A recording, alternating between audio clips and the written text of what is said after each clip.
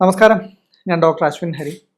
നമ്മൾ ഇന്ന് സംസാരിക്കാൻ പോകുന്നത് നമ്മൾ ജീവിതത്തിൽ എല്ലാ ദിവസവും കേൾക്കുന്ന ഒരു പ്രശ്നത്തിനെ കുറിച്ചാണ്. തോളുവേദന, ഷോൾഡർ പെയിൻ.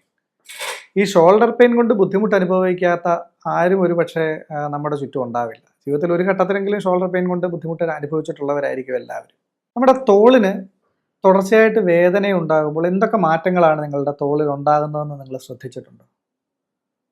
ഉറപ്പായിട്ടും മസിൽസ് വളരെ സ്റ്റിഫായിട്ടുണ്ടാവും. തൊട്ടു നോക്കുമ്പോൾ തന്നെ നമുക്ക് മസിലൊക്കെ വളരെ കല്ല് പോലെ ഉറച്ചിരിക്കുന്ന ഒരു അവസ്ഥ അനുഭവപ്പെടുന്നുണ്ടാവും. അല്ലെങ്കിൽ ഒരു നീർക്കെട്ട് അനുഭവപ്പെടുന്നുണ്ടാവും. ചിലപ്പോൾ ഈ നീർക്കെട്ട് തുടർച്ചയായിട്ട് അനുഭവപ്പെടുന്നുണ്ടെങ്കിൽ തന്നെ അവിടെ തൊട്ട് നോക്കിക്കഴിഞ്ഞാൽ ഒരു ചൂട് അനുഭവപ്പെടുന്നുണ്ടാവും. അല്ലെങ്കിൽ പലരും പറയുന്നൊരു കാര്യമാണ്, കൈകൊണ്ട് എന്തെങ്കിലും തുടർച്ചയായിട്ട് ജോലി ചെയ്ത് കഴിഞ്ഞാലാണ് വേദന കൂടുന്നത് എന്നുള്ളത്.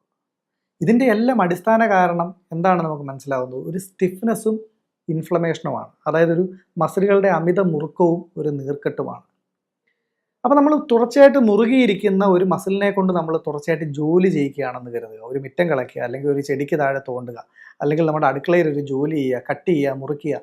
ഇതെന്ത് ചെയ്യുമ്പോൾ ഒരു സ്റ്റിഫായിട്ടിരിക്കുന്ന ഒരു സ്ട്രക്ചറിനെ കൊണ്ട് നമ്മൾ തുടർച്ചയായിട്ട് ജോലി ചെയ്യിച്ചാൽ എന്ത് സംഭവിക്കും? സ്വാഭാവികമായിട്ടും ഇൻഫ്ലമേഷൻ ഉള്ള ഒരു സാധ്യത കൂടുതലാണ്. അതേസമയം വളരെ അയഞ്ഞ് റിലാക്സ്ഡ് ആയിട്ട് ഇരിക്കുന്ന ഒരു മസിൽസിനെ കൊണ്ട് ജോലി ചെയ്യിച്ചു കഴിഞ്ഞാൽ ഒരിക്കലും അത്തരത്തിലുള്ളൊരു ഇൻഫ്ലമേഷൻ ഉണ്ടാവാൻ സാധ്യതയില്ല.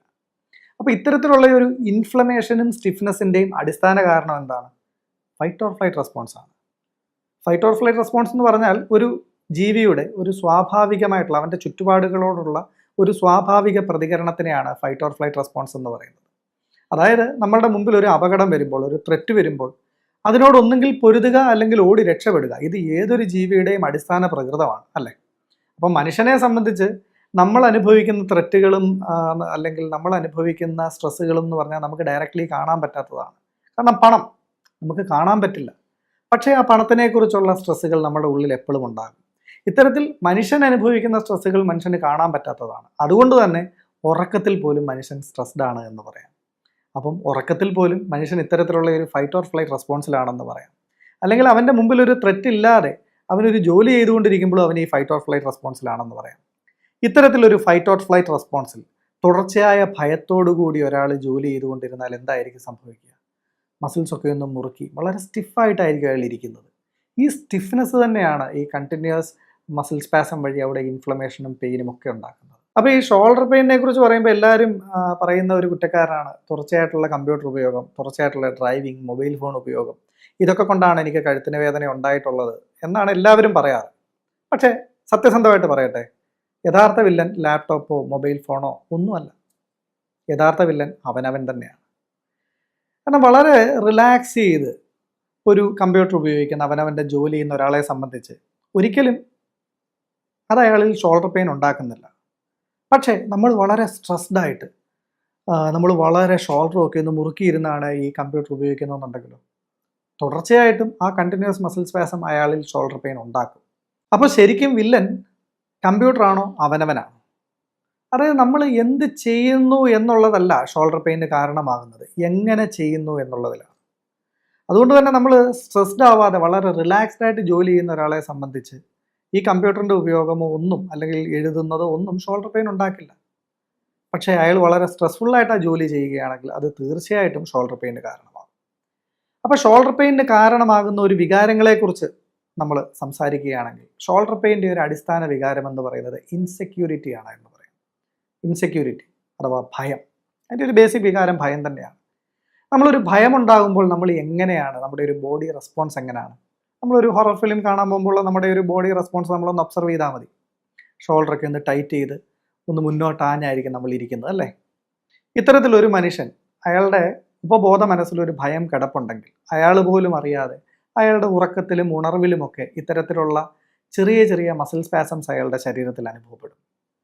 ഇത്തരം മസിൽ സ്പാസംസ് തുടർച്ചയായി അനുഭവപ്പെട്ടാലോ? നമ്മളിപ്പോൾ ഒരു മസിലിനെ നമ്മളൊരു 5 മിനിറ്റ് മുറുക്കി പിടിച്ചുകൊണ്ടിരുന്നു, അപ്പം തന്നെ ചിലപ്പോൾ നമുക്കൊരു ചെറിയ വേദന അനുഭവപ്പെടാം. അങ്ങനെ മാസങ്ങളോ ആഴ്ചകളോ നമ്മളൊരു മസിൽസിനെ തുടർച്ചയായിട്ട് മുറുക്കി പിടിച്ചുകൊണ്ടിരുന്നാലോ ഉറപ്പായിട്ടും അവിടെ ഇൻഫ്ലമേഷൻസ് ആയി, സ്റ്റിഫ്നെസ് ആയി, പെയിനായി. ഇങ്ങനെയാണ് മിക്കവാറുമുള്ള എല്ലാ ഷോൾഡർ പെയിനുകളുടെയും തുടക്കം.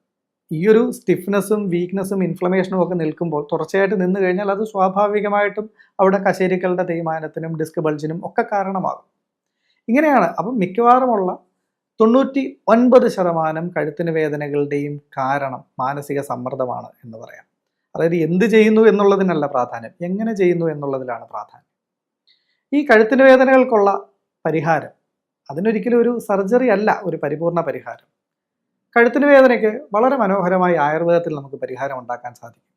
കൃത്യമായിട്ട് ഈ മസിൽ സ്പാസം റിലീവ് ചെയ്യുന്നതിനും ഇൻഫ്ലമേഷൻ മാറ്റുന്നതിനുമെല്ലാം നമുക്ക് ആയുർവേദ ചികിത്സകളിലൂടെ ഉറപ്പായിട്ടും നമുക്ക് ഫലമുണ്ടാക്കാൻ സാധിക്കും.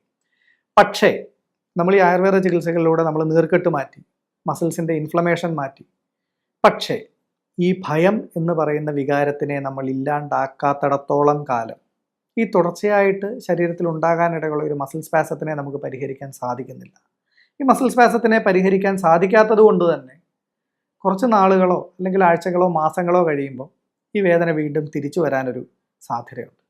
അതിനെ കൂടെ ഒഴിവാക്കണം എന്നുണ്ടെങ്കിൽ ആ കഴുത്തിന് വേദനയ്ക്ക് പിന്നിലുള്ള ആ ഇൻസെക്യൂരിറ്റി, ആ ഭയത്തിനെ കൂടെ പരിഹരിക്കേണ്ടതായിട്ടുണ്ട്. ആ ഭയത്തിനെ പരിഹരിക്കാൻ നമുക്കൊരു കൗൺസിലിംഗ് അല്ലെങ്കിൽ ഒരു ഗൈഡഡ് മെഡിറ്റേഷൻ ടെക്നിക്കിലൂടെ അയാളുടെ തന്നെ ഉള്ളിലേക്ക് നോക്കി അയാളുടെ ജീവിതത്തിൽ അയാൾ കടന്നു പോയിട്ടുള്ള അനുഭവങ്ങളിൽ അയാൾ സപ്രസ് ചെയ്തിട്ടുള്ള, അയാൾ എക്സ്പ്രസ് ചെയ്ത് തീർക്കാത്ത ഫിയറുകളെ ഐഡൻറ്റിഫൈ ചെയ്ത് എക്സ്പ്രസ് ചെയ്യുക എന്നുള്ളതാണ് അതിനുള്ള സൊല്യൂഷൻ.